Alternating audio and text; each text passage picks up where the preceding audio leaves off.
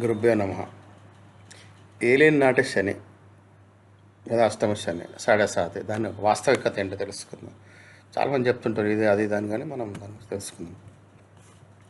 Alien నాటి శని సమయం మరియు అష్టమ శని యొక్క వాస్తవికత. ప్రజల్లో వ్యాప్తి ఉంది ఏంటంటే శని సంబంధించిన భ్రమణకు తెరదీద్దాం. శని ఏలియన్ నాటి శని సమయం నిజంగా ఉంటుందా లేదా జ్యోతిష్లో వచ్చి సృష్టించిన ఒక భూతమా? ఏలియన్ నాటి శని సమయం, అష్టమ శని మరియు దాని శని యొక్క దశా ప్రభావం. ఏలియన్ నాటి శని సమయం ఎప్పుడు బాధాకరంగా మారుతుంది? ఏలియన్ నాటి శని సమయం ఎప్పుడు రాజయోగం ఇస్తుంది? వాస్తవికత నిజంగా భ్రమణ లేకపోతే ఇవన్నీ చూసుకుందాం. 50-60 సంవత్సరాల క్రితం వరకు ప్రజలు శని గురించి ఇంత భయభీతులు కాలేదు. పురాతన శాస్త్రాల్లో దీని ప్రస్తావన ఉంది కానీ తక్కువగా ఉంది. కానీ గత సంవత్సరాల్లో అనేక ప్రదేశాల్లో శని దేవాలయాలు తెరవబడ్డాయి మరియు దేవాలయాల్లో గుంపు కూడా పెరిగింది. దీనికి ప్రధాన కారణం కొంతమంది జ్యోతిషులు చేయబడిన మోసపూరిత ప్రచారం. ఇది ఉపాయాలు లేదా కొన్ని యంత్రాలను విక్రయించే ఉద్దేశంతో చేయబడింది. అట్లా అబద్ధానట్లు నేను అంటే ఈ టీవీలు సోషల్ మీడియా వల్ల ప్రచారం ఎక్కువ అవుతున్నాను దాని గురించి. ఈ కాలంలో ఆవాలు, నువ్వులు మొదలైన నూనెలు కూడా ఖరీదుగా ఉన్నాయి. అలాంటి సమయంలో అనేక ప్రదేశాల్లో శని విగ్రహాలను ఉంచి నూనె మరియు మినపప్పు విక్రయించి చాలామంది బాగా డబ్బులు సంపాదిస్తున్నారు. అలాగని ఇతర జ్యోతిషులు చెప్పినట్టు ఏలియన్ నాటి శని సమయం మరియు అష్టమ శని అనేది అవాస్తవం కాదు. రెండు వాస్తవికత నుండి దూరంగా ఉన్నాయి. కొందరు దాని ప్రభావాన్ని పెద్దభూతంగా చెప్పేవారు ఉన్నారు, కొందరు దాన్ని అస్తిత్వాన్ని నిరాకరించేవారు ఉన్నారు. శని ప్రభావం. జమీ ఋషి ప్రకారం కలియుగంలో శని ప్రభావం చాలా ఎక్కువ. శని గ్రహం స్థిరత్వానికి ప్రతీక. కార్యనైపుణ్యము, గంభీర ఆలోచన, ధ్యానము మరియు చర్చ శని ప్రభావంపై చూపిస్తాయి. ఇది ప్రశాంతమైన, సహనశీల మరియు స్థిరమైన, దృఢమైన స్వభావం కలిగి ఉంటుంది. ఉల్లాసము, ఆనందము, సంతోషంలో గుణ స్వభావంలో లేదు. శని యముడు అని కూడా అంటారు. శని వస్తువులు నీలమణి, బొగ్గు, ఇనుములు, నల్లపప్పులు, నువ్వులు, ఆవు నూనె, నీలిబట్ట అంటే బ్లూ కలర్, తోలు మొదలైనవి. చంద్రుడు మనకారకుడు మరియు శని బలం లేదా ఒత్తిడిని కలిగిస్తారని చెప్పవచ్చు.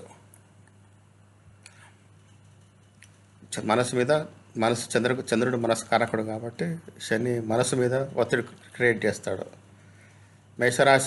మేషరాశిలో శనికి నీచ రాశి అయితే శత్రురాశి కూడా మరియు తులారాశి మిత్రరాశి అయితే ఉచ్చరాశి కూడా. శని వాత వ్యాధులు, మరణము, దొంగలు, దోపిడీ విషయాలు, కేసు, ఊరి, జైలు, గుట్టు వ్యాపారము, జూదము, గూఢాచారము, శత్రుత్వము, లాభము, నష్టము, దివాలా, రాజశిక్ష, రాజీనామా, రాష్ట్ర లాభము లేదా వ్యాపార వ్యవసాయ కారకుడిగా పరిగణించబడతాడు. శని దృష్టి. శని ఏ రాశిలో ఉంటే దాని నుండి 3వ, 7వ, 10వ రాశిపై దృష్టి ఉంచుతాడు. శని ఎక్కడ కూర్చుంటే అక్కడ నష్టం చేయడు, కానీ ఎక్కడైతే దాని దృష్టి పడుతుందో అక్కడ నష్టం జరుగుతుంది అని నమ్మకం. అయితే వాస్తవానికి ఇది కూడా చూడాలి. కూర్చోవడం, దృష్టి పెట్టే ఇల్లు శని మిత్రగ్రహందా లేదా శత్రుగ్రహందా అని గమనించాలి. ఏలియన్ నాటి శని సమయం మరియు అష్టమ శని ఎప్పుడు మన జీవితంపై ఎలాంటి ప్రభావం చూపిస్తుంది? ప్రపంచంలో 25 మంది వ్యక్తులకు ఏలియన్ నాటి శని సమయం మరియు 16.66% మందికి వ్యక్తులు దాన్ని అష్టమ శని ప్రభావం ఎల్లప్పుడూ ఉంటారు. అప్పుడు 41.66% మంది వ్యక్తులు ఎల్లప్పుడూ ఏలియన్ నాటి శని లేదా అష్టమ శని ప్రభావం బాధపడుతుంటారా?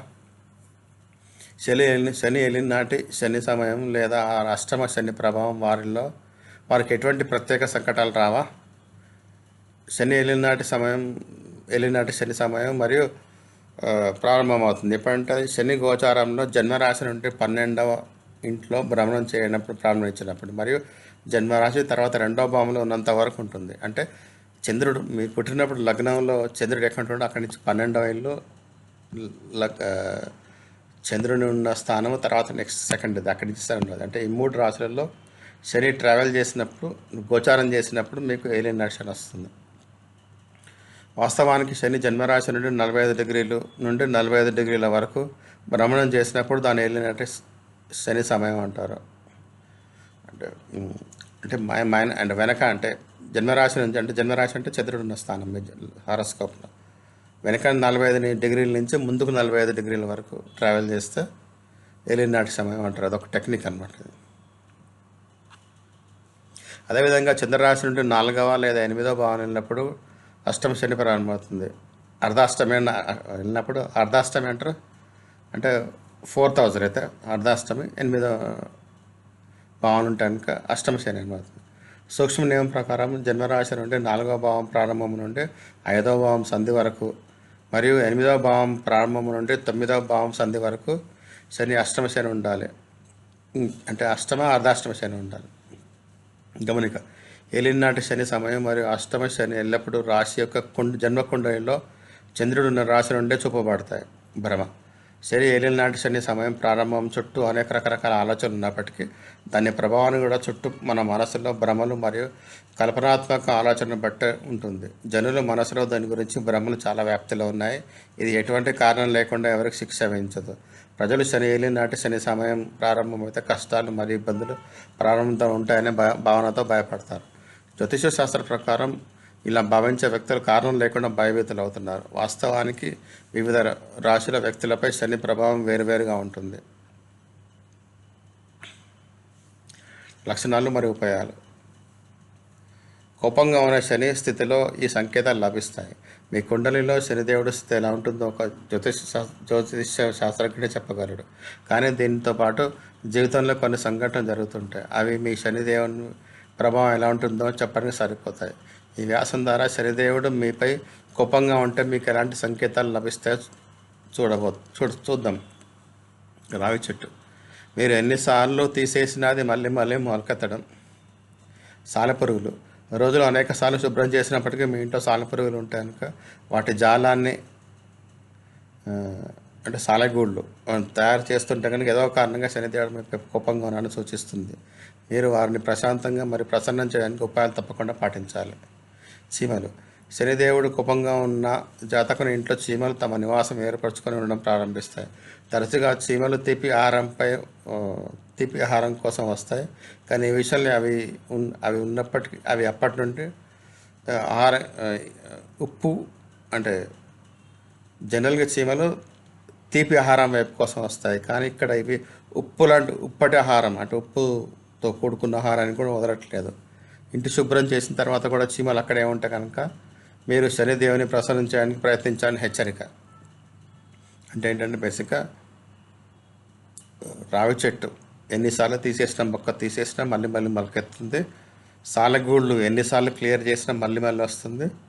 చీమలు మీరు జనరల్గా ఏంటంటే షుగర్ ఉంటే కనుక షుగర్ అంటే తీపి పదార్థాలు ఉంటే చీమలు రావడం సహజం.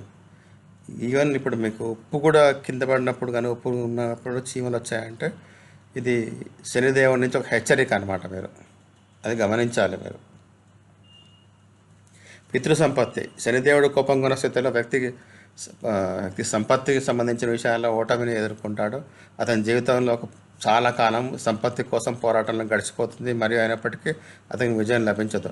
పితృ సంపత్తి కోసం బంధువులతో వాదనలు జరగవచ్చు. మీ ఇంటి గోడ మళ్ళీ కూలుతుంటే సరిచేసిన తర్వాత మళ్ళీ స్థిరంగా లేకపోతే అనేక సార్లు ఇల్లు మళ్ళీ నిర్మించాల్సి పరిస్థితి వస్తే కూడా ఇది కూడా శనిదేవుని కోపాన్ని సూచిస్తుంది. నల్లపిల్లి ఇంట్లో ఉండడం మరియు అక్కడ పిల్లల్ని కనడం, 2 పిల్లలు మీ ఇంట్లో ఎల్లప్పుడూ పోరాడుతూ ఉండడం ఇవన్నీ శని దేవుని ప్రభావం సూచిస్తాయి. 2 పిల్లలు ఇంట్లో పోరాడడం వల్ల ఇంట్లో కలహాలు జరుగుతూ ఉంటాయి. ఇతర వివరణాత్మక లక్షణాలు. ప్రతి పసుపు రంగు కనిపించే లోహం బంగారం కాదన్నట్లు అట్లాగే జీవితంలో వచ్చే కష్టాన్నిటికి కారణం శని మాత్రమే కాదు. మీ జీవితంలో విజయం మరియు సంతోషాన్ని అడ్డంకి వస్తుంటే దీనికి కారణం ఇతర గ్రహాలు బలహీనంగా ఉండడం లేదా నీచ స్థితిలో ఉండడం కూడా కావచ్చు. మీరు కారణం లేకుండా శనిదేవునిపై దోషం వేయకండి. తర్వాత శని ప్రభావాన్ని తగ్గించడానికి అవసరమైన ఉపాయాలు చేయండి. జ్యోతిషాస్త్రంలో ఏలినాటి శని సమయం మరియు అష్టమ శని సమయం వచ్చినప్పుడు కొన్ని లక్షణాలు ఉంటాయని చెప్పబడింది. అవి మీరే తెలుసుకోవచ్చు. మీకు శని శుభమిస్తున్నాడు లేదా ప్రతికూలంగా ఉన్నాడా అనేది. ఉదాహరణకు ఇల్లు గోడ యొక్క ఏదైనా భాగం అకస్మాత్తుగా కూలిపోతుంది. ఇల్లు నిర్మాణం లేదా మరమ్మతు వ్యక్తి చాలా డబ్బు ఖర్చు చేయాల్సి వస్తుంది. ఇంట్లో చాలామంది సభ్యులు అనారోగ్యంగా ఉంటారు. ఇంట్లో అకస్మాత్తుగా నిప్పు అంటుకుంటుంది మరియు మళ్ళీ అవమానానికి గురవుతారు. ఇంటి మహిళలు తరచుగా అనారోగ్యానికి గురవుతుంటారు. ఒక ఇబ్బంది నుండి మీరు బయటపడ్డ వెంటనే ఇంకొక ఇబ్బంది తలెత్తుతుంది. వ్యాపారంలో విఫలత మరియు నష్టం జరుగుతుంది. ఇంట్లో మాంసాహారం మరియు మాదక పదార్థాల పట్ల జనాల ఆసక్తి పెరుగుతుంది. ఇంట్లో రోజుకు కలహాలు జరగడం ప్రారంభమవుతుంది. కారణం లేకుండా మీపై కలంకం లేదా ఆరోపణలు వస్తాయి. కళ్ళు మరియు చెవులలో బాధ అనుభవపడుతుంది మరియు మీ ఇంటి నుండి చెప్పులు అదృశ్యమవడం ప్రారంభమవుతుంది లేదా త్వరగా విరిగిపోతాయి. ఇది ఇది ఇది తప్ప కారణం లేకుండా చాలా పొడవైన దూరం అంటే చాలా లాంగ్ డిస్టెన్స్ ట్రావెల్ చేయాల్సి రావచ్చు. ఉద్యోగం మరియు వ్యాపారంలో ఇబ్బందులు వస్తాయి. కష్టపడి పనిచేసినప్పటికీ వ్యక్తికి ప్రమోషన్ లభించదు. అధికారులతో సంబంధాలు చెడిపోవడం ప్రారంభమవుతుంది మరియు ఉద్యోగం పోతుంది. వ్యక్తికి అనిశ్చిత ప్రదేశంలో బదిలీ అవుతుంది. వ్యక్తి తన పదవి కంటే తక్కువ పదవిలోకి వెళ్ళి పనిచేయాల్సి రావచ్చు. ఆర్థిక ఇబ్బందులు పెరుగుతాయి. వ్యాపారం చేసేవారు నష్టాన్ని భరించాల్సి వస్తుంది. జీవనోపాధిలో ఇబ్బందులకు వచ్చే కారణంగా వ్యక్తి మానసికంగా గందరగోళంలో ఉంటాడు. దీని ప్రభావం ఆరోగ్యం పైన చెడ్డదిగా ఉంటుంది. వ్యక్తి భూమి మరియు ఇల్లు సంబంధిత వివాదాలను ఎదుర్కొంటాడు. బంధువుల మధ్య పితృ సంపత్తి కోసం పరస్పర ప్రీతి మరియు అసమ్మతి పెరుగుతుంది. శని మహారాజు సోదరుల మధ్య దూరం కూడా పెంచేస్తాడు. శని ప్రకోపం ఏ వ్యక్తిపై జరగబోతుందో అనేక రకాల సంకేతాన్ని శనిస్తాడు. వాటిలో ఒక వ్యక్తి సంకేతం అకస్మాత్తుగా అబద్ధాలు ఆడడం పెరగడం. ఉపాయాలు. శనిదేవుడు భగవాన్ శంకరుని భక్తుడు. భగవాన్ శంకరుని కృప ఎవరిపై ఉంటే వారికి శనిని నష్టం చేయడు. నియమితంగా శివలింగ పూజ ఆరాధన చేయండి. రావి చెట్టులో అన్ని దేవతల నివాసం ఉంటుందని చెప్పబడింది. అందువల్ల రావి చెట్టుకు ఆర్ఘ్యం ఇవ్వడం ద్వారా శని ప్రసన్నుడు అవుతాడు. అనురాధ నక్షత్రం అమావాస్య ఉన్న రోజు శనివారం రోజు అయితే ఆ రోజు మీరు నూనె నువ్వులు సహా విధిగా రావి చెట్టు పూజ చేస్తే శని కోపం నుండి విముక్తి లభిస్తుంది. శనిదేవుని ప్రసన్నత కోసం శని స్తోత్రం నియమితంగా పఠించండి.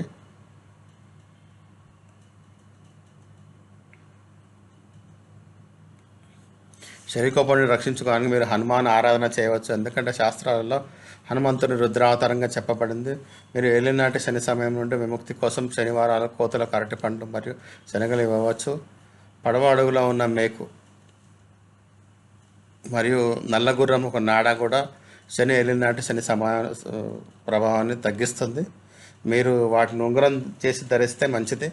ఇనుముతో తయారు చేసిన పాత్రలు, నల్లబట్ట, ఆవ నూనె, తోలు, చెప్పులు, నల్ల సుర్మ, నల్ల చనుగడ్డి, నల్ల నువ్వులు, మినపప్పు ఇవన్నీ శనిగ్రహానికి సంబంధించిన వస్తువులు. శనివారం రోజు ఈ వస్తువులను దానం చేయడం ద్వారా, నల్ల వస్త్రాలు మరియు నల్లని వస్తువులను ఉపయోగించడం ద్వారా శని ప్రసన్నత లభిస్తుంది. ఏలినాటి శని సమయం బాధాకరమైన ప్రభావం నుండి రక్షించుకోవడానికి మీరు కోరుకుంటే ఈ ఉపాయాల ద్వారా మీరు లాభం పొందవచ్చు. శనివారం రోజు శని పేరుతో వ్రతం పాటించవచ్చు. శనివారం రోజు తాటికాయ లేదా బాదం నుండి తల నుండి 11 సార్లుగా ఉత్తర దిశగా తిప్పి నీటి ప్రవాహంలో వేయవచ్చు. తాటికాయ లేకపోతే బాదం నేను తల నుండి ఇట్లా 11 సార్లు దిష్టి తిప్పుతాను అట్లా అనమాట. 11 సార్లు ఉత్తర దిశగా తిప్పి కింద నుంచి పైకి సౌత్ టు టాప్ అనమాట, అంటే బాటమ్ టు టాప్, సౌత్ నుంచి నార్త్ డైరెక్షన్ వైపు తిప్పి నీళ్ళలో వేయాలి. నియమితంగా 108 సార్లు శని తాంత్రిక మంత్రం జపం చేయవచ్చు.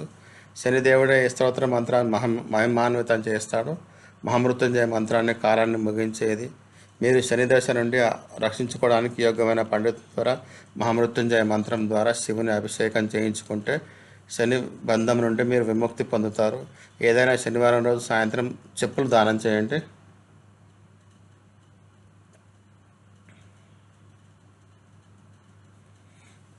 శుభకరమైన ఏలినాటి శని సమయం. శని అష్టమ శని మరియు ఏలినాటి శని సమయం పేరు విని పెద్ద పెద్ద పరాక్రమశాలులు మరియు ధనవంతుల ముఖం మారిపోతుంది. ప్రజల మనసులోని ఉన్న శని భయం నుండి అనేక మోసగాలైన జ్యోతిష్యులు అన్యాయమైన లాభం పొందుతున్నారు. విద్వాంసులైన జ్యోతిష్ శాస్త్రజ్ఞుల మాట ప్రకారం శని అన్ని వ్యక్తులకు బాధాకరంగా ఉండదు. శని దశలో చాలామందికి అంచనా కంటే ఎక్కువ లాభం, గౌరవం మరియు వైభవం లభిస్తుంది. కొంతమందికి శని ఈ దశలో చాలా ఇబ్బందులు మరియు కష్టాలను ఎదుర్కోవాల్సి ఉంటుంది. చూస్తే శని కేవలం కష్టమే కాదు, శుభం కూడా మరి లాభం కూడా ఇస్తాడు. మేము చాలా విషయాల్లో లోతుగా అధ్యయనం చేస్తే శని ప్రభావం వ్యక్తులపై, వారి రాశి కుండలిని ఉన్న వివిధ అంశాలపై మరియు కర్మపై ఆధారపడి ఉంటుంది. అందువల్ల శని ప్రభావం గురించి మీరు భయపడాల్సిన అవసరం లేదు. శని ఒకరికి బాధాకరంగాను మరొక సుఖకరంగాను కొందరికి మిశ్రమ ఫలితాలు ఇవ్వడం కూడా ఎలా ఉందో చూద్దాం. శని స్థితి అంచనా కూడా చాలా ముఖ్యమైనది. మీ లగ్నము వృషభము, మిథునము, కన్య, తుల, మకరము లేదా కుంభం అయితే శని మీకు నష్టం కలిగించదు, బదులుగా మీకు లాభం మరియు సాయం లభిస్తుంది. పైన పేర్కొన్న లగ్నం లేనివారు జన్మించిన వ్యక్తి శని ప్రభావాన్ని ఎదుర్కోవాల్సి ఉంటుంది.